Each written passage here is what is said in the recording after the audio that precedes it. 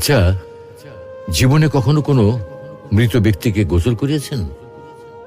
যদি কখনো সুযোগ হয় তাহলে সেই মৃত ব্যক্তিকে গোসল করাবেন।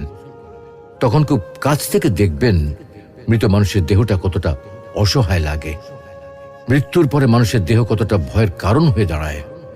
সুযোগ পেলে রাতে লাশটা পাহারা দেবেন, তখন বুঝতে পারবেন প্রিয় মানুষটার লাশ রাতের বেলায় আপনার কাছে কতটা অদ্ভুত লাগে, কতটা ভয়ের কারণ হয়ে ওঠে, কতটা আতঙ্কের কারণ হয়ে যায়।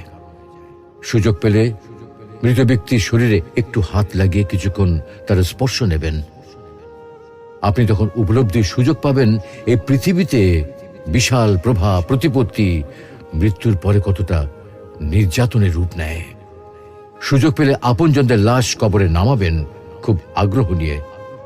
শেষবারের মতো মৃতদেহের মুখটি একবার দেখার চেষ্টা করবেন এবং বারবার উপলব্ধি করার চেষ্টা করবেন এই মৃতদের সাথে অনন্তকালের যাত্রার পথে এটাই আপনার জীবনের শেষ দেখা।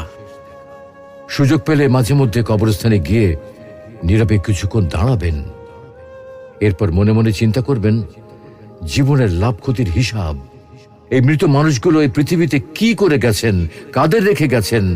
যাদের রেখে গেছেন তারা কি কখনো এই মৃত মানুষগুলোকে স্মরণ করার জন্য কবরস্থানের আশেপাশে একটি বারের জনকে দেখতে আসে?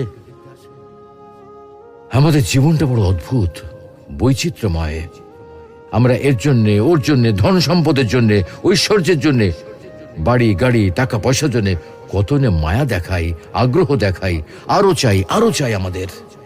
অথচ এই জীবনে আমরা মৃত্যুর কথা না ভেবে, পরকালের জবাবদিহির কথা না ভেবে কিভাবে আরো সম্পদ অর্জন করতে পারি সেই চিন্তায় বিভোর থাকি। হায় রে জীবন, এখনো সময় আছে, ফিরে আসুন মহান রবের দিকে।